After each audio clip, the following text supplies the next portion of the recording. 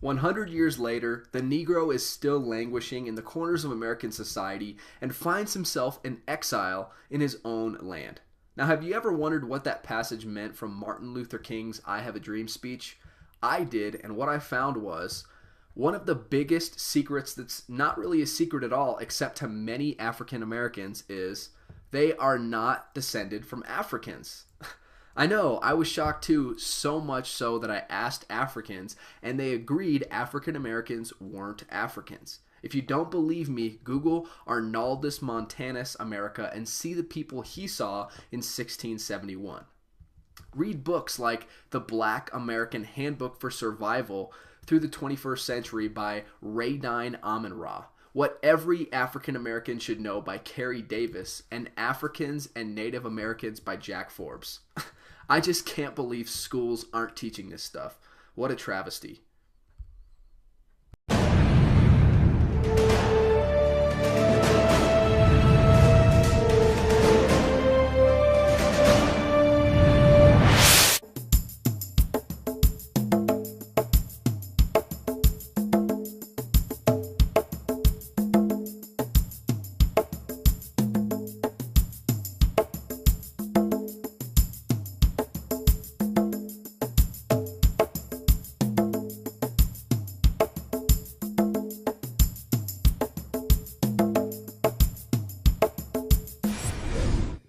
So, from my experience, it seems like there's there's tension between African Americans and America as a whole. Some African Americans. As a whole, the history of African Americans in America, right, does not really work in the favor of African Americans. Can I ask you a quick question in the midst of that? Okay. What do when not all when you tell an African American, now times have changed. Now we're now getting 2015 now. As African American, are you African?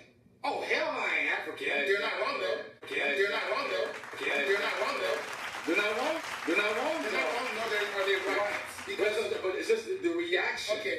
Sure. Now, and I could be a little sensitive because of how I grew up. Okay, hold up though. Here's this is going to answer that question. So the history of African Americans in America does not necessarily work in their favor based on everything that was logged. As you see all the movies, 12 Years a Slave, it's a constant reminder that, hey, African Americans, this is your story in America. When I was in Nigeria, I did not know of the African American story until I got to America.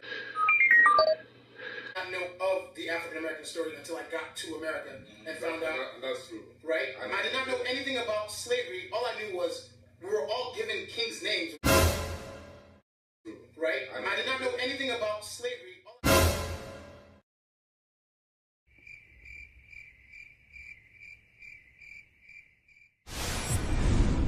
They're always vague with us.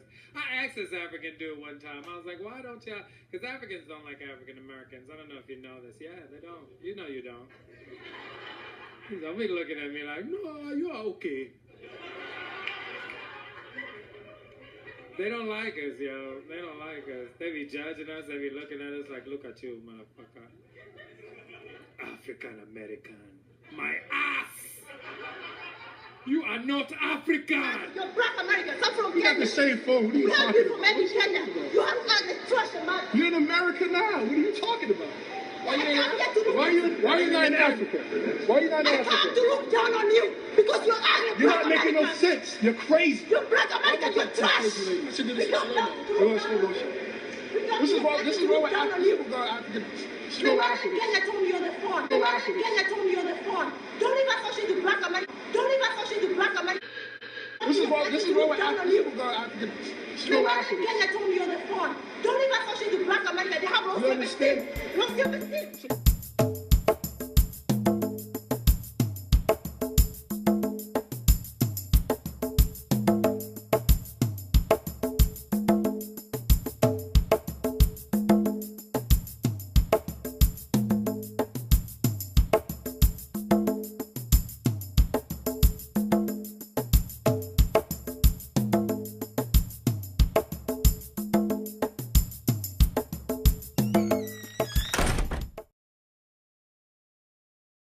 And Agonglo was said to be one of the kings who tried to stop slave trade. Ah. But of course, he did not succeed. But he must have known how bad it was. Yes, he knew. They knew how bad it was. That was why they didn't trade their own people. They would trade people from the wars and battles they did all around the country.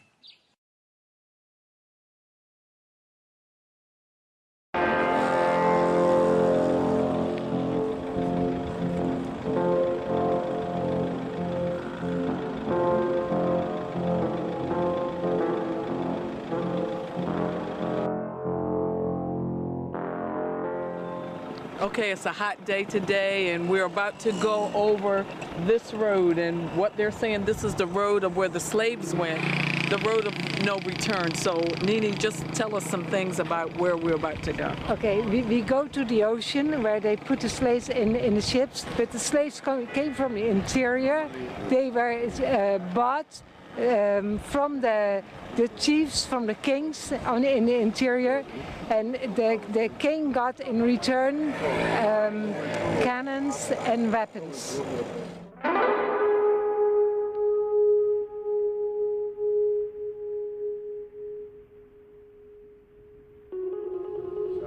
Wow. And so literally they were walking this way to get on a ship. And can you imagine the things in which they were thinking going through their head, going to the ship, and this is a place of no return? Pour toute l'Afrique, for all the Africa, il y a 4 ports. For all the, in all Africa, they have 4 gates. The population of the slave that went out here through this gate was the most slaves. When they did not have enough chains, they cut a tree, they made a log out of it, and they cut 3 holes in it. Came from. And they put 3 holes, and they put the log on top of their head, so that the 3 stay together, walk together behind each other. How many people were side by side? 600 walked side by side. You know, it's like an arrow. It means that this road that you come through, it have only one entry. That is no returning back, is the unknown destination. During that route here, all sorts of things happen with the slaves. They can sleep with them, they can beat them, they can do so many things there. Violence. On peut dire l'abolition en 1848. Et en 1846, c'est le dernier bateau. The last ship went on 1846, and it was then they don't got any other ship came in for slavery.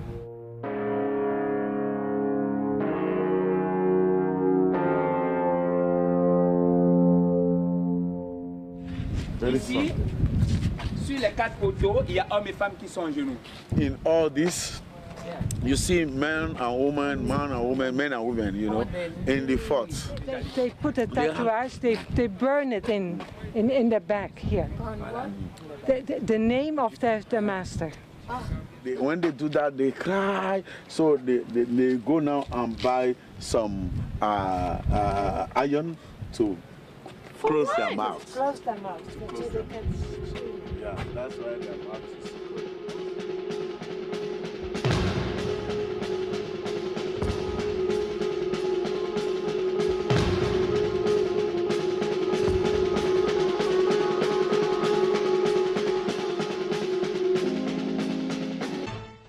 The success of Muhammadan Islam in deceiving, misinforming, deforming, and contorting both history and reality over a period of almost 1400 years has been astounding. That is, until now. The greatest tragedy about this particular subject is that most of the descendants of African slavery, the black people in the Americas, around the world, as well as among the African blacks, are totally ignorant of the actual facts. Before we lose the concentration of our listeners, I would like to make the following statement and then prove it. That the worst, most inhumane and most diabolical institution of the black African slave trade was initiated, refined, perpetrated and implemented by the Mohammedan Arabs and later aided and abetted by the black converts to Mohammedan Islam. In fact, The very word slavery has its root in the name Slav, based upon the Slavic peoples of Europe who were subjugated by other Europeans. It is not common knowledge that the Arabic word abd is synonymous with the meaning of slave. For example, Abdullah means literally the slave of Allah, and that in the language of the Arabs, all black peoples are called abid, plural, for slaves. While much has been written concerning the transatlantic slave trade, surprisingly little attention has been paid to the Islamic slave trade across the Sahara, the Red Sea, and the Indian Ocean. While the European involvement in the African transatlantic slave trade to the Americas lasted for just over 3 centuries, the Arab involvement in the African slave trade has lasted 14 centuries. The birth of Muhammadan Islam and its conquests brought about the birth of institutionalized, systematized, and religiously sanctioned slave trade on a massive and global scale. In fact, the Quran allows the taking of slaves as booty or reward for wars of aggression against any and all unbelievers. Incredible and heinous abuses have occurred throughout the history of Muhammadan Islam. By the Middle Ages, the Arabic word abd was in general used to denote a black slave. Ibn Khaldun, 1332 to 1406, the preeminent Islamic medieval historian and social thinker, wrote, "The Negro nations are, as a rule, submissive to slavery, because they have attributes that are quite similar to dumb animals." It should also be noted that black slaves were castrated based on the assumption that the blacks had an ungovernable sexual appetite. When the Fatimid Caliphate came to power in Egypt, they slaughtered all the tens of thousands of black military slaves and raised an entirely new slave army. Some of these slaves were conscripted into the army at age 10. From Persia to Egypt to Morocco, slave armies from 30,000 to up to 250,000 became commonplace. The Islamic slave trade took place across the Sahara Desert, from the coast of the Red Sea, and from East Africa across the Indian Ocean. The Trans-Sahara trade was conducted along 6 major slave routes. A comparison of the Islamic slave trade to the American slave trade reveals some extremely interesting contrasts. While 2 out of every 3 slaves shipped across the Atlantic were men, the proportions were reversed in the Islamic slave trade. 2 women for every man were enslaved by the Muslims. While the mortality rate of slaves being transported across the Atlantic was as high as 10%, the percentage of slaves dying in transit in the Trans-Sahara and East African slave market was a staggering 80 to 90%. While almost all the slaves shipped across the Atlantic were for agricultural work, most of the slaves destined for the Muslim Middle East were for sexual exploitation as concubines, in harems, and for military service. While many children were born to the slaves in the Americas, the millions of their descendants are citizens in Brazil and the United States today. Very few descendants of the slaves that ended up in the Middle East survived.